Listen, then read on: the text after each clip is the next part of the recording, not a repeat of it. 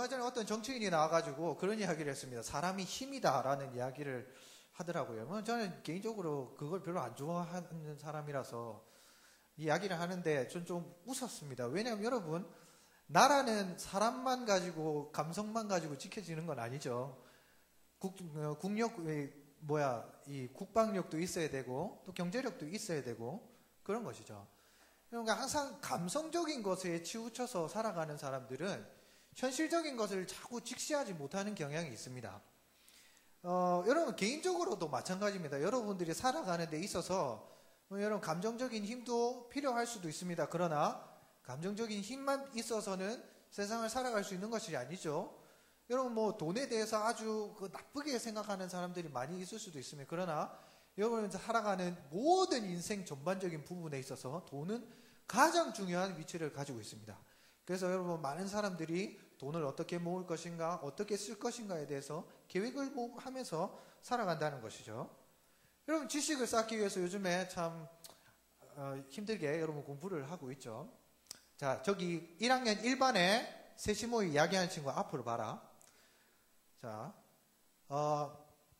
여러분 공부하는 것도 마찬가지입니다. 여러분들이 살아가기 위해서는 이 모든 것들을 쌓아 나가야지만 여러분들이 살 수가 있다는 것이죠. 또 여러분 사실 우리가 살아가는 인생이라는 건 별로 답이 없습니다. 이거 가져야 된다고 해서 저거에 막 가지고 있으면 또 요거 가져야 된다고 해서 저거 또 열심히 가져야 되고 그렇게 해야 된다는 것이죠. 여러분 강사님은 어려서부터 교회를 쭉 다녀왔기 때문에 배운 것이 있습니다. 그게 뭐냐면 하나님 앞에 기도하면 모든 것을 해결해 준다는 거죠. 그리고 기도하면 예수만 믿은 모든 문제들이 다 해결이 된다는 겁니다. 그래서 강사님 그걸 믿었습니다. 그런데 강사님 그 모든 믿음을 깨뜨려준 첫 사건이 있었습니다. 그게 뭔지 아세요? 핸드폰 요금을 처음 내 돈으로 내는 날이었습니다. 그전에는 핸드폰 요금 부모님이 내주셨으면 몰랐어요. 근데 핸드폰 요금을 처음 딱 내는데, 야, 내가 핸드폰 요금 이렇게 많이 썼구나. 그걸 처음 알게 된 거예요.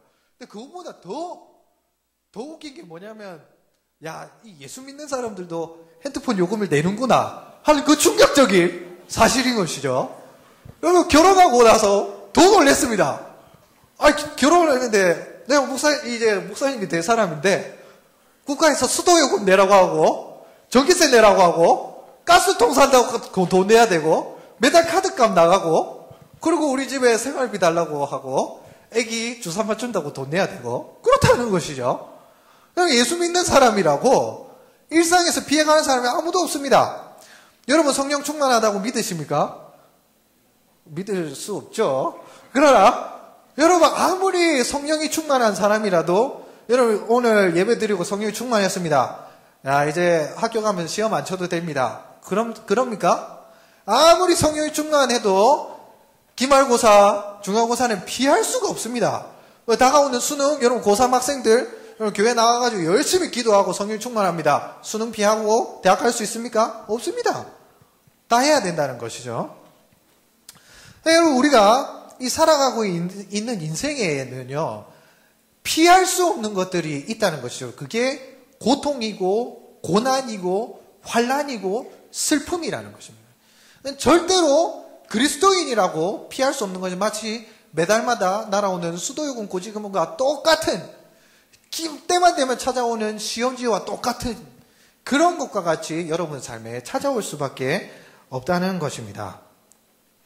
우리의 삶을 그런데도 우리는 이제 항상 꿈꾸는 것이 있죠. 우리가 하나님 앞에서 정말 이 멋있는 삶을 살아가기 위해서는 뭔가 내 삶에 막 이 대단한 삐까뻔쩍한 게 막 충만해야지만 그게 쌓여야지만 그걸로 뭔가 내 삶에 뭔가 대단한 걸 이룰 수 있을 것 같다는 그런 생각이 든다는 것이죠.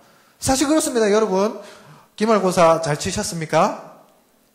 잘 치셨냐고요?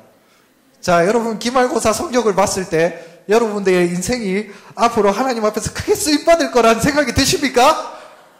안 드시죠? 안 드시죠? 여러분들 기말고사 성적을 보면 한숨밖에 안 나오죠? 하나님도 한숨을 쉬실까요? 모르겠습니다. 그거는. 그러나 여러분 부모님은 한숨을 쉬십니다. 그러면서 하는 말이 아이고 대학이나 가라. 그럼 밥벌이나 하면은 그냥 되는 것이지. 그렇게 하면서 그런 이 평범한 것을 구할 수밖에 없는 그런 상황이 여러분들의 삶이고 저의 삶이라는 말이죠. 자, 그럼에도 불구하고 여러분들의 속에는 하나님의 영광을 품고 살아가고 있다는 것입니다. 여러분, 그런데 참 웃기죠. 이런 어떤 이 슬프고 참 보잘것없고 한숨밖에 안 나는 나의 인생의 이 재료들을 가지고 어떻게 하나님의 큰 일을 할 수 있을까 궁금하다는 것이죠. 여러분 한번 생각해 볼 필요가 있습니다. 여러분들이 앞으로 살아가는 인생은 이거 연속 다른 게 없어요. 그리고 다를 것 같아요. 그리고 강사님도 이제 결혼하고 나서 안 할 줄 알았던 부부싸움도 하게 되고 때로는 참 이런 것들이 일어난다는 것이죠. 여러분들의 삶에 없을 것 같아요. 여러 사람 다 똑같은 일이 일어납니다. 다 똑같은 일. 아무도 특별한 사람이 없어요. 전부 다 똑같아. 늘 다 똑같다고요. 다 똑같다고. 다 평범한 사람들인 것이죠. 여러분, 우리가 삼국지를 읽어보면 이 유비라는 사람은 관우도 옆에 있고 장비도 있고 그리고 막 제갈공명도 있어가지고 막 어려움도 막 뛰어다니면서 막 해가지고 주공 피하셔야 됩니다. 그러면서 막 피하고 막 이렇게 해서 살아남는 그게 있잖아요. 여러분의 인생 옆에 있는 친구들 한번 돌아보십시오. 자, 여러분 옆에 있는 친구들 보세요. 한숨이 나죠? 내 인생에 별로 도움이 안 될 것 같죠? 그리고 이걸 친구라고 맨날 티격태격하면 싸우게 된다는 것이죠. 여러분, 근데 우리 한번 잘 생각해보면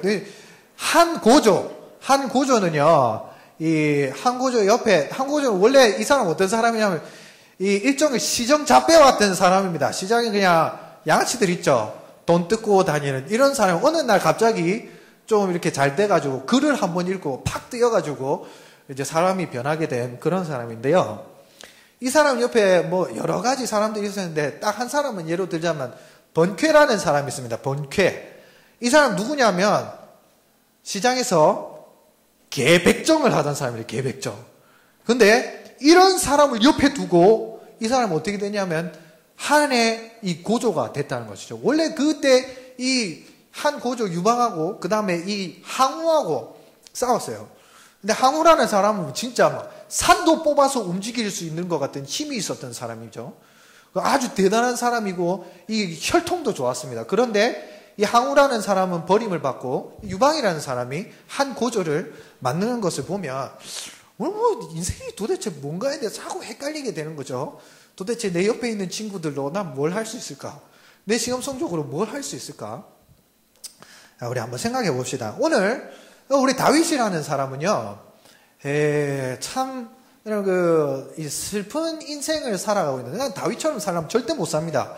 다윗이라는 사람이 저번에 22장 설교했는데 여러분 기억나면 이상한 거죠, 그죠? 절대 기억이 나서는 안 됩니다. 그런 것이죠. 자, 저때 사무엘상 22장에 대해서 우리가 이야기할 때 다윗이 지금 아둘람굴에 숨어 있었습니다. 아둘람굴에 숨어 있을 때 아둘람굴에 찾아왔던 사람들이 어떤 사람이냐? 빚진 모든 자, 환난당한 모든 자, 그 세상에 불만이 있는 사람들이 지금 다윗에게 찾아왔습니다. 400명이요.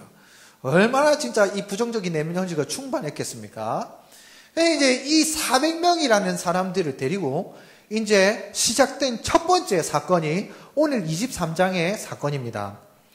그게 뭐냐면 그일라라는 곳에 블레셋 사람들이 쳐들어온 거예요. 블레셋 사람들이 쳐들어왔는데 여러분 지금 다윗이 지금 뭐 하고 있는 상황이에요? 숨어 있는 상황이잖아요. 그죠? 다윗이 숨어 있는데 이게 지금 숨어 있는 상황에서 조금만 움직이면 그게 소문이 퍼져서 그 한두 명이 움직이는 것도 아니야. 다윗하고 지금 같이 움직이지 400명이 움직입니다.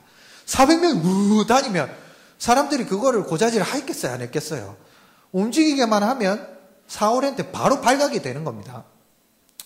그런데 이 다윗이 그일라 백성들을 보니까 블레셋한테 어려움을 당하고 있다는 것이죠. 그래서 다윗이 말도 안 되는 기도를 하나님한테 합니다. 그게 뭐냐면 하나님, 그일라 백성들 내가 구해줘야 될까요? 그렇게 기도를 한다는 것이죠. 이 다윗이 참 오지랖이 넓죠. 지도 지금 상황이 말도 안 되는 상황인데 지금 남 도와주겠다고 그렇게 하는 겁니다.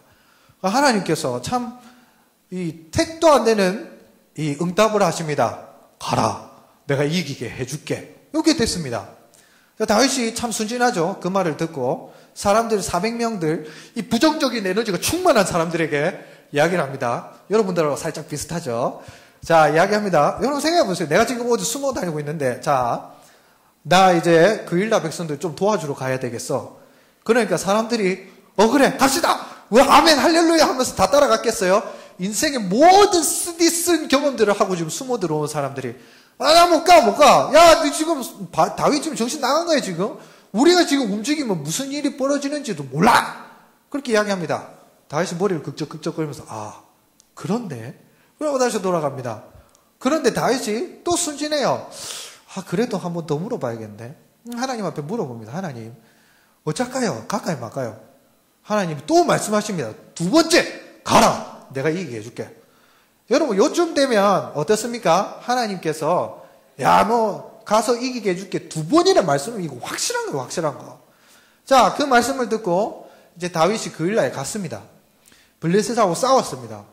이겼습니다. 이 부정적인 에너지가 충만한 400명을 데리고 가서 이겼다는 것이죠.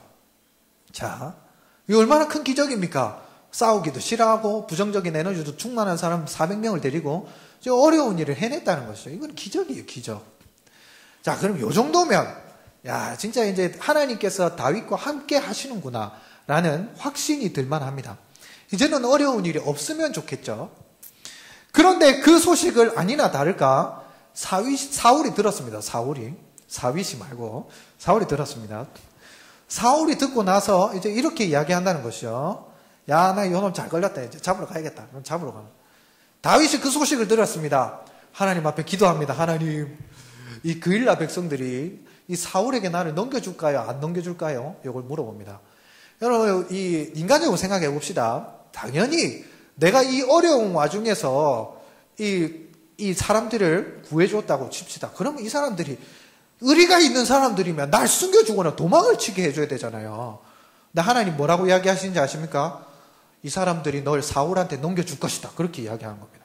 이건 무슨 말이냐면요.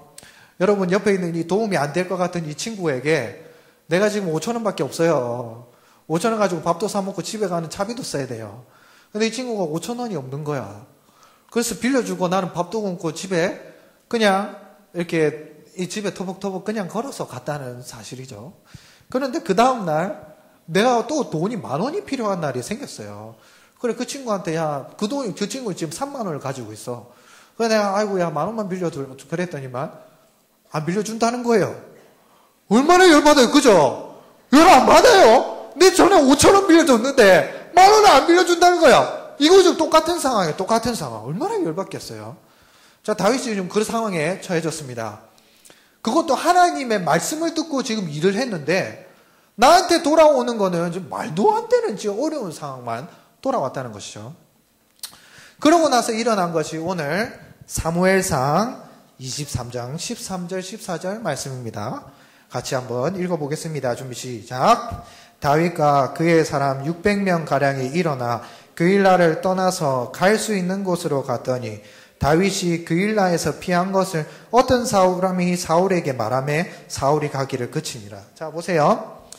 자, 이제 하나님께서 사울에게 그일라 사람들이 다윗을 넘겨줄 것 같이 이야기를 하셨으면 하나님이 책임을 져줘야 될 거 아니야. 하나님 말씀 듣고 내려왔는데. 그잖아요. 하나님도 무심하시지. 자, 다윗이 600명이 일어나서 그일라를 떠나서 어디로 갔더라가 아닙니다. 갈 수 있도록 갔더라. 그렇게 이야기하고 있습니다. 여러분 그게 무슨 말인지 아세요? 영어로 읽어보면 발 닿는 대로 갔더라 이 이야기예요. 하나님도 무심하시지. 어디로 가라. 내가 숨겨줄게. 이렇게 말해주는 것도 아니고 갈 수 있는 대로 다윗은 그냥 갔어요. 그런데 중요한 사실을 여러분 한 가지 알게 됩니다. 오늘 13절에 다윗과 같이 그의 사람 몇 명이 움직였다고요? 몇 명? 600명이 움직였죠. 여러분 근데 다윗이 22장 2절에 보면 마음이 원통한 사람, 환난당한 모든 사람, 빚진 모든 사람이 몇 명 정도 모였다고 되어 있습니까? 400명이 모였습니다. 오늘 다윗의 상황을 한번 생각해 보세요. 일단은 400명이 블레셋하고 싸우러 갔다는 것이죠. 그럼 블레셋하고 싸우다가 400명 중에서 한 몇 명은 죽었을 거 아니에요. 그죠? 그중에 여자하고 몇 명 빼면 또 400명이 안 될 수도 있다는 것이죠. 그런데 이 다윗이 이렇게 싸우고 사울에게 도망가는 그때에 다윗에게 온 사람이 몇 명이라고요? 600명입니다. 600명. 생각해 보세요. 내가 지금 쫓기는 상황이에요. 쫓기는 상황. 다윗은 지금 사울에게 왕한테 쫓기는 상황이에요. 어디든지 가면 사울이 밤낮으로 쫓아다니는 사람이 일종의 지명수배자예요. 그런데 이런 다윗을 쫓아가겠다고 지금 200명이 더 불어났습니다. 400명에서 최소. 여기서 우리가 한 가지 깨달아야 되는 게 있습니다. 여러분 아까 이야기 드렸죠. 그리스도인이라고 시험이 피해갑니까? 예수 믿는 사람이라고 여러분 앞으로 살게 되겠지만 여러분 앞으로 애인이 생기면 절대로 안 헤어집니까? 여러분 교회에서 사귀다가 헤어지고 막 교회에서 얼굴 못 보고 마음이 막 괴롭고 밤에 잠 못 자고 막 친구하고 하고 다 그렇게 한다고요. 여러분들의 삶의 모든 일상이 똑같이 모든 사람에게 똑같이 찾아옵니다. 예외가 없어요. 예외가. 여러분들 중에서 이제 여자친구들 결혼하면 고부간의 갈등이 벌어지겠죠. 여러분 다 안 그럴 것 같아? 다 그런다고. 남자친구들 결혼하면 안 싸울 것 같아? 강사님도 싸워요. 이거 안 싸울 것 같아? 여러분 삶의 모든 일상적이고 나쁜 것들은 다 여러분들에게 찾아온다니까요. 믿으십니까? 아멘이에요. 아멘. 절대 찾아온다니까요. 여러분의 삶의 어려움이. 그런데 여러분 그럼에도 불구하고 여러분들 하나님께서 여러분들하고 같이 하실까요? 안 하실까요? 같이 하십니다. 그제 제게 이 카톡으로 어떤 친구가 문자를 보냈으면 대학교 올라간 친구인데요. 강도사님 이러면서 문자가 왔어요. 뭐냐 싱겁게. 강사님 저 빠탑했어요. 이런 거예요. 대학교 가서. 여러분 그런 문자를 제가 자주 받아요. 근데 그 친구들이 상황이 좋은 상황이 아니에요. 뭔가 힘이 있어 보여. 어려운 상황 속에서 자기의 삶을 만들어 간다는 것이죠. 다윗도 마찬가지예요. 어려운 상황 속에서 남을 도와주고 하나님의 말씀을 가지고 움직일 때 잘 보면 잘 안 되는 것 같아요. 그냥 겉으로 보면 엉망진창해. 이거는 아무도 도와주지 않는 삶 속에 들어있는 것 같죠. 그러나 400명에서 600명으로 600명에서 더 붙여주시면서 하나님께서 다윗을 이스라엘에서 가장 위대한 왕으로 만드셨다는 것이죠. 역대상 23장인가 거기 보시면은요, 다윗의 용사들에 대해서 나옵니다. 저번에 이야기 드렸죠. 이스라엘 이 구대가 막 이제 다 도망을 갔는데 블레셋 사람들이 이제 막 쫓아오는 거예요. 그런데 이 밭에 한가운데 딱 서가지고 블레셋 사람들이 막 쳐 죽였어. 몇백 명씩 막 쳐 죽이고 하는 사람들이 이 다윗에게 다윗의 장수로 붙게 된다는 것이죠. 우리의 삶은 다 똑같습니다.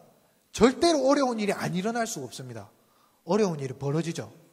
그러나 그 어려운 일 가운데서 하나씩 하나님 앞에서 차근차근하게 그것을 기도로서 이겨나갈 때 당장의 모든 것이 다 해결 안 되는 것 같지만 하나님께서 내 이 삶 속에 나도 모르는 가운데 내 삶을 한 발자국 한 발자국 진보시켜 나간다는 것을 여러분들이 믿으시기 바랍니다.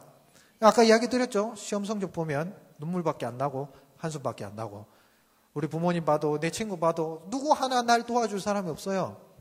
그래서 여러분 하나님께서 여러분과 함께 하지 않으십니까? 영원하시고 가장 완벽하신 하나님께서 여러분들과 함께 하신다는 것이죠. 여러분들이 알지도 못하는 때를 정해 놓으시고 그 때를 향해서 한 걸음 한 걸음씩 나가게 하시는 분이 하나님이십니다. 여러분의 삶을 그렇다고 해서 하나님 언젠가 하시겠지 그러면서 가만히 손 놓고 계시겠어요? 아닙니다. 다윗은 하나님께서 도와주시기를 바랬지만 그렇지만 피해 다녔습니다. 사울이 쫓아다니면 피해 다니고 그리고 사울을 죽일 수 있었지만 죽이지 않으면서 하나님의 말씀을 이루면서 죽을 듯이 살면서 도망쳤던 사람이 다윗이었다는 것이죠. 여러분도 마찬가지입니다. 여러분 교회 나와서 기도하고 뭐 하고 있다고 그냥 손만 놓고 가만히 있으면 하나님께서 만들어주시는 게 아니죠. 공부는 비록 못할지 모릅니다. 시험은 지금 비록 못 칠지 모르죠. 그러나 열심히 했느냐 안 했느냐 그건 중요한 겁니다. 가끔씩 보면 어떤 친구도 공부 포기했어요. 이런 친구 있는데 보면 공부를 안 해. 열심히 안 해. 그래 놓고 공부를 포기한 친구도 있죠. 그러지 마세요. 열심히는 하세요. 열심히는. 여러분 내 삶에 최선을 다하지 않고 하나님을 원망할 자격은 절대로 없습니다. 내 삶에 대해서 아무런 실제적인 힘도 행하지 않으면서 하나님을 원망하는 그 사람은 잘못된 사람이에요. 그 사람은 예수 믿는 사람 아니에요. 자, 여러분 그러나 희망을 가지십시오. 어려움과 고통 가운데 있지만 분명히 여러분들 노력하는 그것을 하나님께서 보십니다. 아멘. 때가 이르면 여러분 삶에 절대 하나님께서 그것을 통해서 이루실 것입니다. 아멘. 지금 아무것도 안 될 것 같죠. 그러나 하나님께서 그걸 통해서 일하십니다. 아멘. 믿으시기 바랍니다. 기도하겠습니다. 기도하기 전에